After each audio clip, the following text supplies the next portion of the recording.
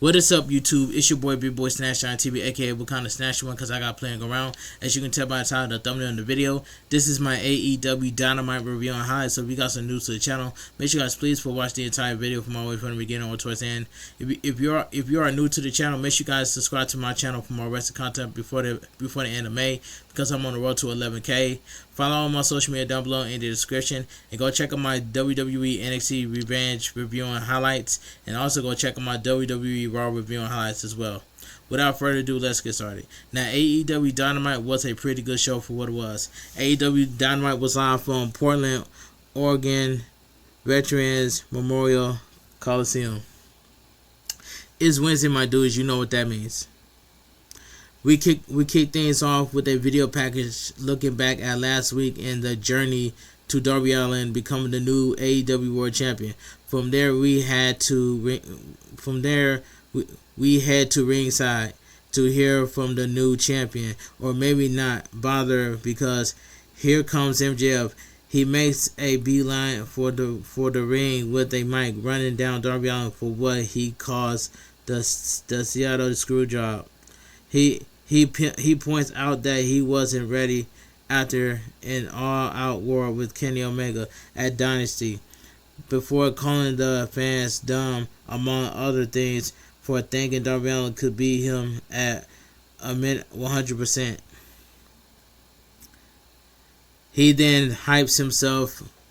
He then hypes himself as, among other things, the man who made sure Hangman Adam Page could never challenge for the title again, and the man who kicked out of the one-winged angel like it was nothing, before telling Darby Allin he doesn't care about his title match against the Psycho Killer.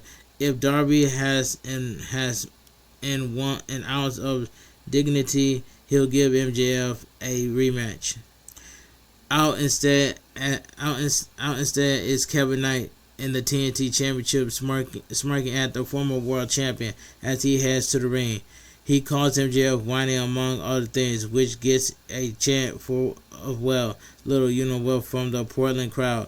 Kevin Knight says the Jet has arrived in Portland and he is to fly. Before MJF gets to hating, he should ask himself, don't the new champ look clean with the title around his waist? When you're a fighting champion, you're willing to put the title on the line. MJF talks about being screwed, but Kevin Knight had him pinned for what seems like entirely just weeks ago. If anyone should talk about being cheated, Kevin Knight should be 2 belts Jet by now. MJF addresses some facts that Kevin Knight laid out before, stating that he beat Kevin Knight with the heat seeker for an easy dub. If anyone should be world champion, it should be MJF, and MJF alone. He respects the new hardware throw, telling the crowd to give it up for the new TNT champion. He says the title fits him like a glove, as he seems the TNT champion type, someone with a ceiling and good hand, etc., etc. He then claims the Jet is not AEW World Championship material. Kevin Knight responds to this by saying that for all the talk, MJF doesn't seem the type to fit the TNT Championship as a workhorse title, as someone who's been handed everything to him. He offered a challenge to MJF to face him, to which MJF entirely says he's already proven he's better than Kevin Knight. But this little speech was sold MJF on the title. So if Kevin Knight puts the belt on the line, he will accept. Kevin Knight is good with this, and as this is Rip City, he will rip MJF a new one here tonight. MJF calls for the ref, who comes to the ring, and it seems we're getting an impromptu TNT title match, or maybe not. Bother as MJF rolls out of the ring. He tells the Jet he will dance with the devil next week. Kid MJF music hits as he retreats up the ramp, and we head backstage. The demand are here, and so is Jericho. He will find out there will be a six-man tag. Sorry, Renee, but I'm calling it a trios match. Chris Jericho has yet to reveal his tag partners as Ricochet talks about him being the man who got his you know what beat by Ricochet. As he finishes that line, Chris Jericho informs him that he went and got that phrase trademark. Copyright law is a tricky thing, folks. He shows off a t-shirt with the phrase mocking Ricochet some more as he tells the demand that he doesn't have to find two guys that like him to face the trio. Just two people that don't like Ricochet. With that, we head back to ringside. Brody King then makes his entrance first, followed by Blackheart, Leo Rush, as we get this opening contest underway. So we get the first match. So we get Leo Rush versus Brody King. And this match right here, I ain't even gonna lie to you. This match was not bad, but it was just a decent match. We overhear Leo saying it's not his house anymore. It's never been his house before Brody King charged towards him. Leo Rush gets to his feet to square with the big man, taking a bite out of his hand, and this just rallies Brody King up as he sends the Blackheart out of the ring. He sets Leo Rush up on a chair before charging towards him, but Leo Rush gets out of the way just in time, forcing Brody King to collide with the barricade instead. Leo Rush stays on the attack as we go to commercial break. Back in the ring, Brody King starts to get back into it as he goes for a clothesline on Leo Rush, but he is still favoring the arm after what happened earlier. This allowed Leo Rush to drop the arm onto the top rope. He falls by a jawbreaker, hanging up the big man. He remarks something about getting real strong before going for a Death Valley driver on the apron, but Brody King fights him off before going for a Gainsaw bomb. Leo Rush shoves him off the apron, leaping around in the ring for a dive on Brody King. Leo Rush slides back into the ring and climbs the turnbuckle as Brody King slides back in as well, only to be taken down by the Blackheart for a near fall.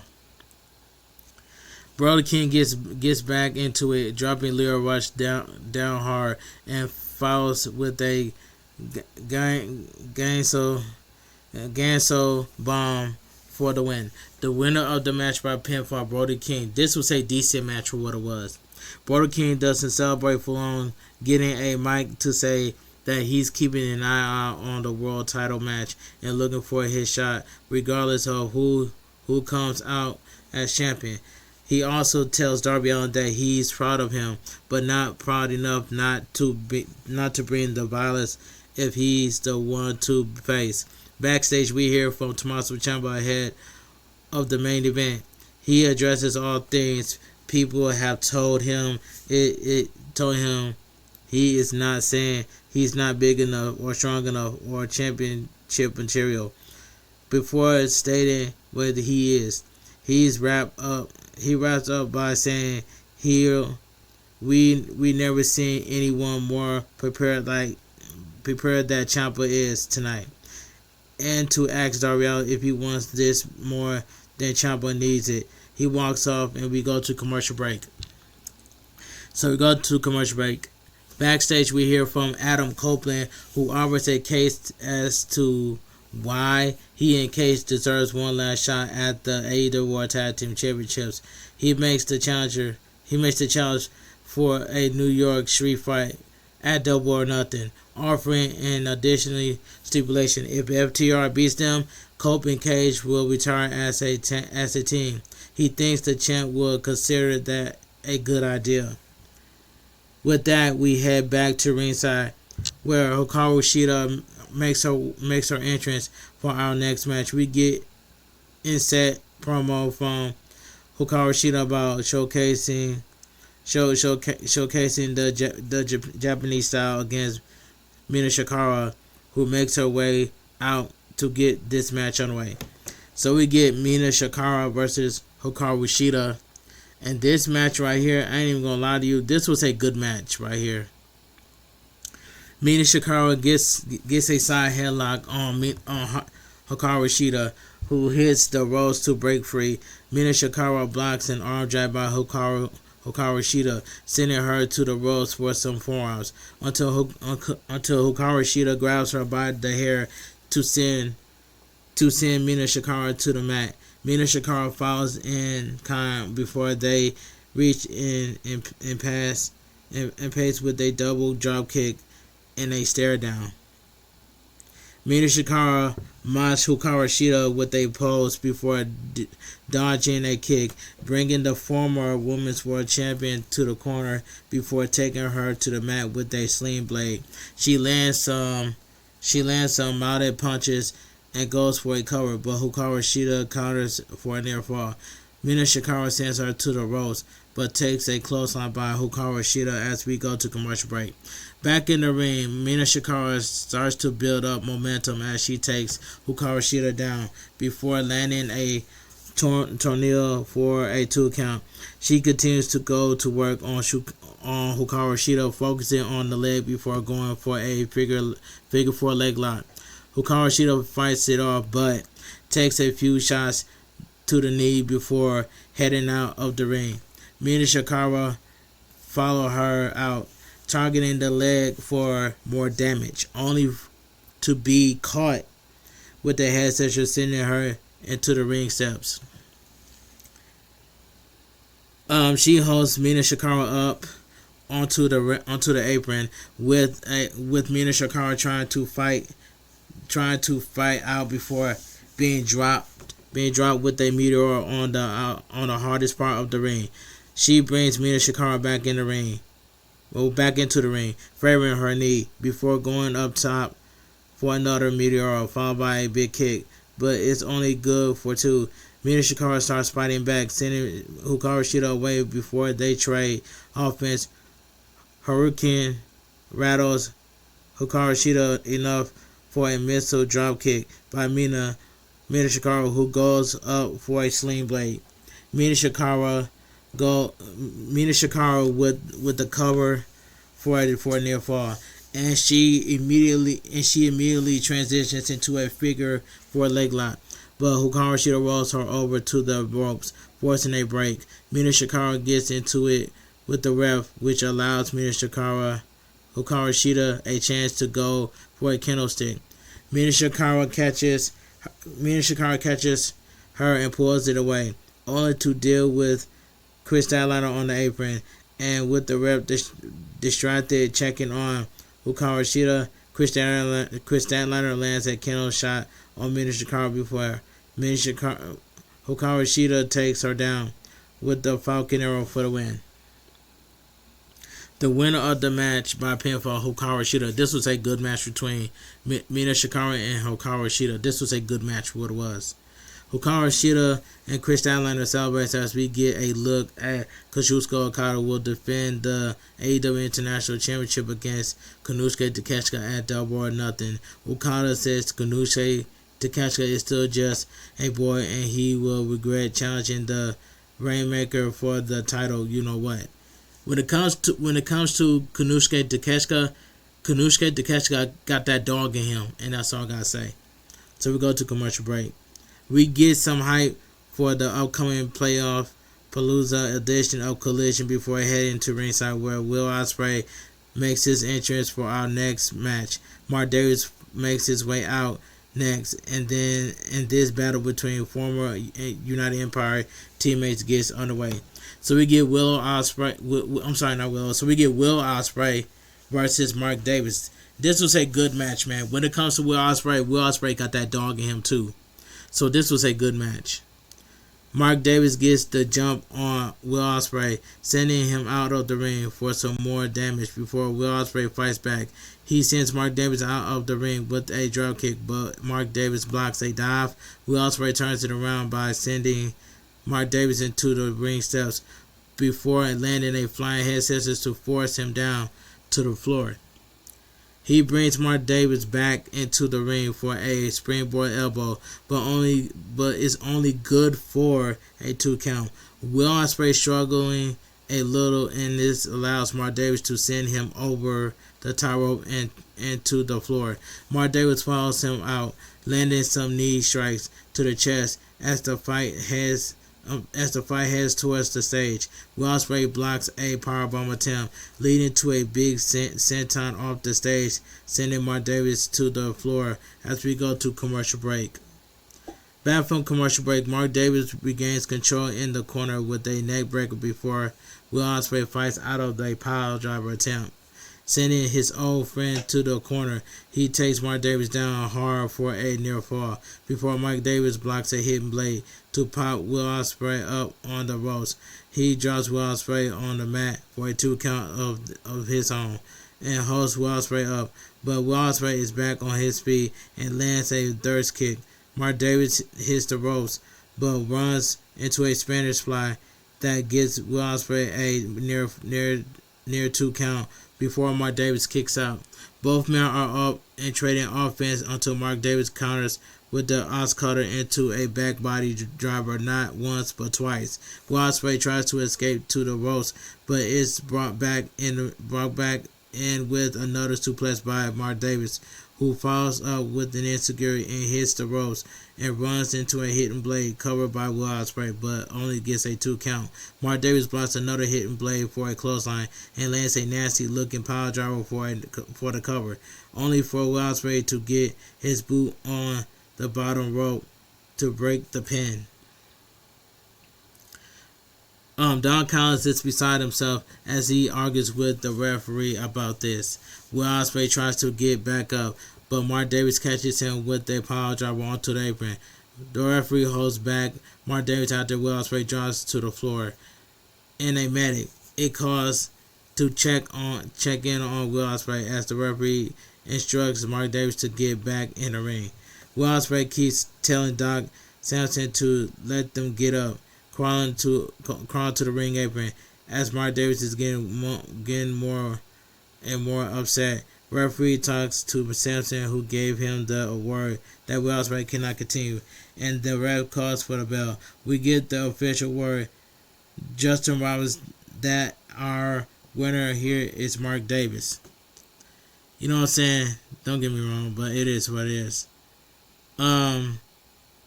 It says, it was a good match, but the finishing was just terrible.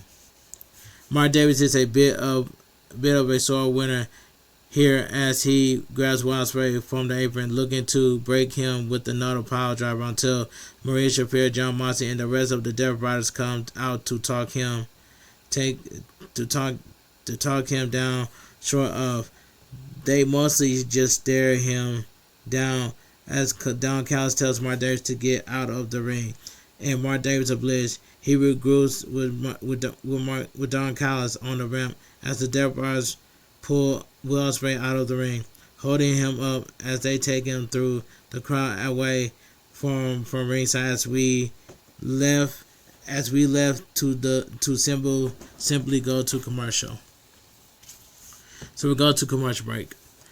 Backstage, Alex Windsor, unaware of whatever just happened to her husband, Will Ospreay, addressed dealing with the Triangle of Madness with female champion Prostaphone offering to help the cause. I think audio was a little off, with the crowd almost more audible than the promo before we head back to ringside. Samoa Joe heads to the ring as we see Cody Chun already there to get this match on the way. So we get Samoa Joe versus Cody Chun. This was a squash match.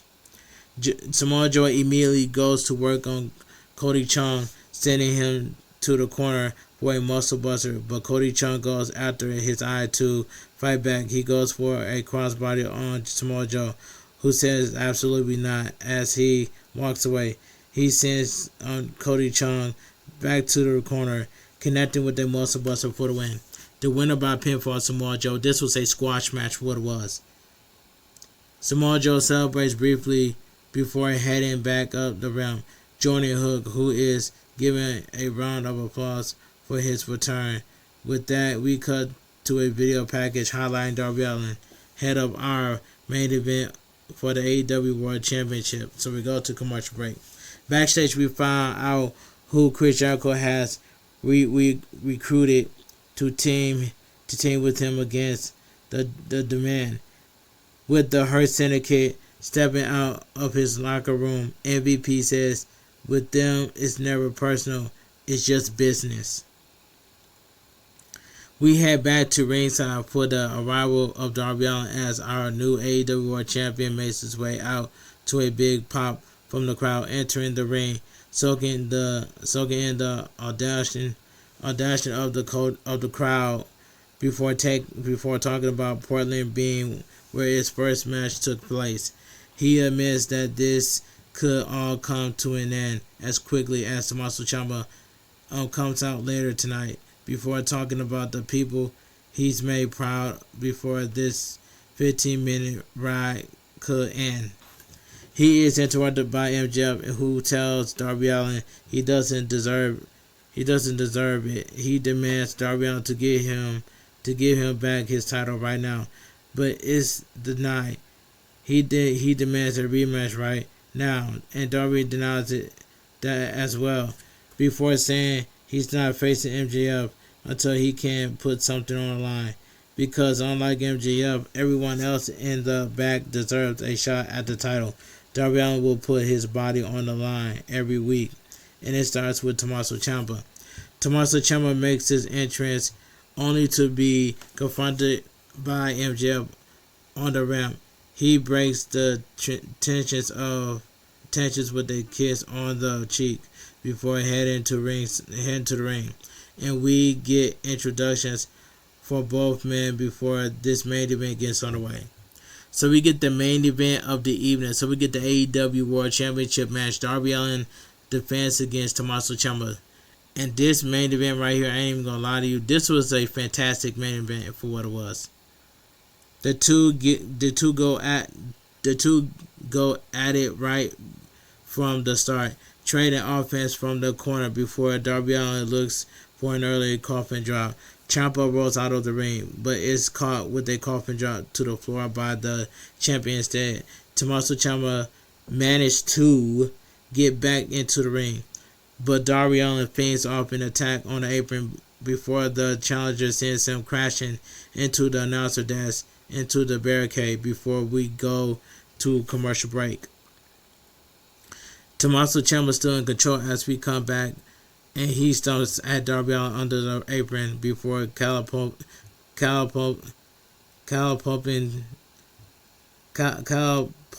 him into the under carnage. He sends the champ back into the barricade, but Darby Allin dodges a running boot before climbing up top. He steps onto the ring post itself before leaving for an elbow to send the challenger through the timekeeper's table. Darby Allin makes it back to the ring as the referee begins the count. Tommaso Ciampa is slowly moving towards the ring, but Tommaso Ciampa doesn't let up as he leaps out for a dive, sending him back down. The fight makes his way back to the ring as Tommaso Ciampa managed to cut off Darby Allin. Coming back in, he sends the champ to the corner, who used the turnbuckle to drive Tommaso Ciampa into the canvas. Tommaso Ciampa rolls out of the ring from a coffin drop and cuts him off on the opposite corner as well. He lays into Darby Allin with a set of chops before putting him onto his shoulders, sending Darby Allin to the floor below with a psycho driller. The referee is shouting to find out what Tommaso Ciampa's problem, as both men are struggling to get up as we go to commercial break. Both men have made it back into the ring now, trading shots until Tommaso Ciampa sends Darby Allin to the corner for some more chops. Darby Allin dodges a running kick, but is launched into the corner, only to stop himself short, dropping onto the challenger with a double foot stomp to the chest for a near fall. They go back at it with strikes, and Darby Allin hits the ropes for speed, only to be sent flying to the canvas before Tommaso Ciampa lands a running knee. Darby Allin Darby Allin managed to fight back, hitting the ropes again as he nails the challenger with the code red for a close 2 count. Darby Allin goes up top for a coffin drop, but lands a weird naked choke by Tommaso Ciampa. Darby Allin readjusts and gets a cover for 2. He charged at Tommaso Ciampa, who sends him into the exposed turnbuckle before landing a running knee. But this is only good for 2. He picks up the champ and launches Project Ciampa, followed by another running knee. But the champ will not give up as he kicks out just in the nick of time. Tommaso Ciampa looks to mark Darby Allin as he goes for a Scorpion Deathlock, only to be booted in the face before Darby Allin turns it into a Scorpion Deathlock of his own. Tommaso Ciampa is struggling as he crosses towards the ropes, but Darby Allin pulls him back to the middle of the ring. The challenger is finding it harder and harder to get to the ropes as Darby Allin winches back, eventually getting back to his feet to chance to hold in deep, and Tommaso Ciampa taps out. The winner by submission and still your AEW World Champion, Darby Allin. This was a fantastic main event match. What it was. It says neither man is moving at first as Darby Allin music hits and the champ is presented with his title while still laying on the mat. He finally makes it back to his knees as he grabs the title, and Ciampa is also on his knees, and they extend a show of sportsmanship with a handshake. Tommaso Ciampa puts the title on the champ's shoulder before rolling out of the ring, showing the champ to take his moment as he leaves the ring. Out comes Brody King with a microphone, who reiterates that he is proud of the new champ and all he's done. He talked to Tony Khan, and with Darby Allin permission, it will be the two of them for the world title next week. Darby Allin nods to accept as Brody King raises his hand before leaving the ring. The referee raised Darby Allin's arm once more as AEW Dynamite comes to a close. Let me read you guys the quick results. Brody King defeated Leo Rush. Hikaru Shida defeated Mina Shikara, which is a good match. Mark Davis defeated Will Ospreay, which is another good match. Samoa Joe defeated Cody Chung, squash match. And the AEW World Championship match, Darby Allin defeated Tommaso Ciampa, which that main event match was fantastic between Darby Allin and Tommaso Ciampa. And AEW Dynamite goes off the air. Alright, let me give my honest opinion what I think about AEW Dynamite. Now, AEW Dynamite was a pretty good show, and I give that show a 6 out of 10. If you guys enjoy my AEW Dynamite review on highlights, make sure you guys please watch the entire video from all the way from the beginning or towards the end. If you guys are new to the channel, subscribe to my channel for more wrestling content I do on the channel, because I'm on a road to 11K subscribers before the end of May. Follow all my socials down below in the description, and go check out my WWE NXT Revenge review and highlights, and go check out my WWE Raw review and highlights, and also go check out my WrestleMania 42 for night 1 and night 2 review and highlights as well.